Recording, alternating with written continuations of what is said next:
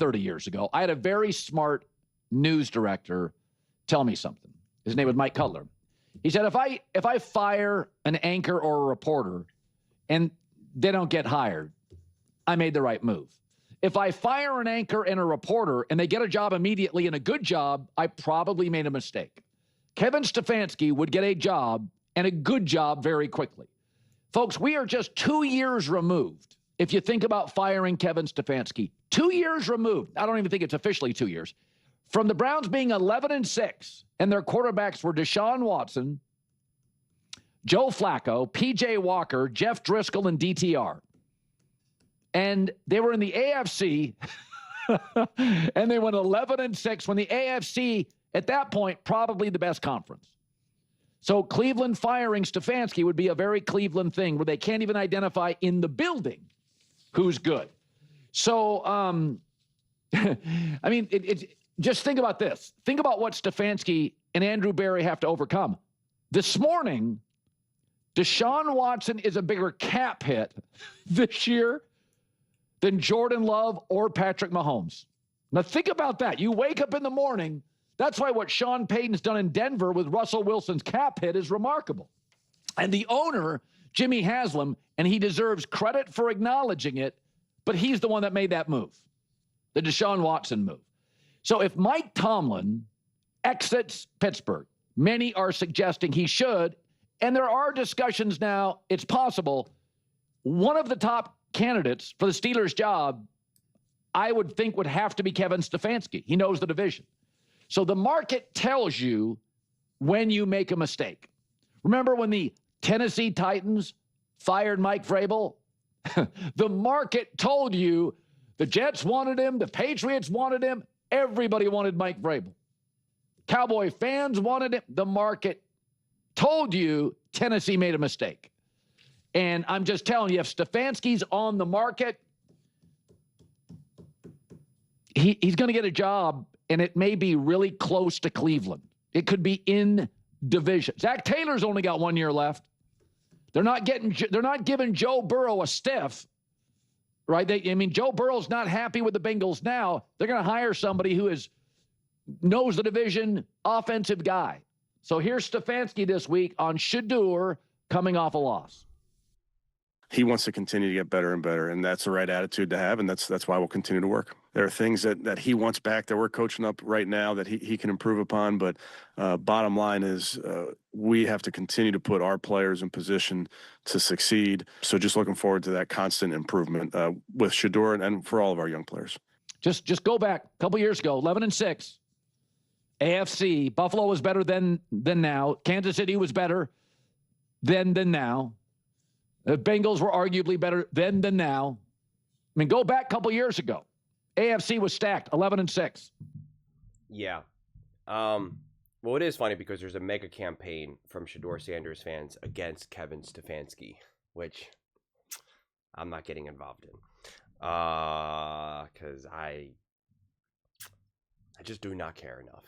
I'll just say it. I'll just put it as clearly as possible. I just do not care to get involved in nonsense tabloid sports conversations. I like to have real conversations about real topics and things that actually matter.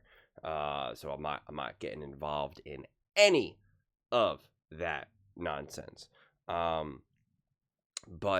I think the Cleveland Browns right now, I mean, like going up against the Tennessee Titans are such a mess. They don't have this foundation like the Browns have of like, we got our defense. And we absolutely positively have, even if you think Kevin Stefanski isn't this great coach, he's still a competent coach. He knows what he's doing. You can't necessarily say that about the Tennessee Titans right now. And that's why the Cleveland Browns are favored, right? They're favored in this game, and they're at home. And so this game is going to be charged up too, because it's such a layup for Shedeur Sanders right now. Such a layup. And so, going up against Cam Ward, this is going to be so hyped up, and Shedeur and the Browns should play and look significantly better than whatever the Tennessee Titans got going for them. And they'll be like, see, this is why Shedeur should have been #1 overall. You all thought Cam Ward was better. And, and we'll just go in all those circles. So, and again, just conversations that I'm not necessarily looking to have because it's just a bunch of farts in the wind, man. It's just a bunch of nonsense. But this game is on a silver platter for Shedeur Sanders at this point, right? You're talking about going up against a terrible team. I mean, the Broncos-Titans, that first game, that was one of the ugliest, most bizarre games I've ever seen. That was like a typical week 1 game. 33-19, 41-20, 26-0. This was also a bizarre game, the Titans-Cardinals. And then they lost to the Raiders, who are even arguably even worse than Tennessee Titans. Like, who knows what's going on with them? The Patriots 31-13, the Colts 38-14. The Chargers game got, it was not really as close as it necessarily seemed with that score. And then again, Texans, Titans. That was probably Davis Mills as well, but 16-13. They don't have an offense either. The Houston Texans, the Seahawks, they destroyed the Titans. That score was definitely, it was a 2-score game the whole entire game. And then 25-3 from the Jags. So like, this is an absolute layup for Shedeur Sanders and this Cleveland Browns team. Like, this is the game right here that has the potential to really build that momentum, to put enough on the field to show, see, keep giving me chances, keep giving me opportunities, and I can deliver. Now, you lose this game, you look bad, you get outplayed by like a Cam Ward, you're like, oh my goodness, how did you just lose against the Tennessee Titans? And you can come up with all the, whoa, Cam Ward has been playing all season long, and this, it's like, in isolation, that's accurate, but won't matter. Honestly, it won't matter from a narrative standpoint. So this game is weirdly enough, should be a fun watch, considering it's two teams that are literally by definition going absolutely positively nowhere.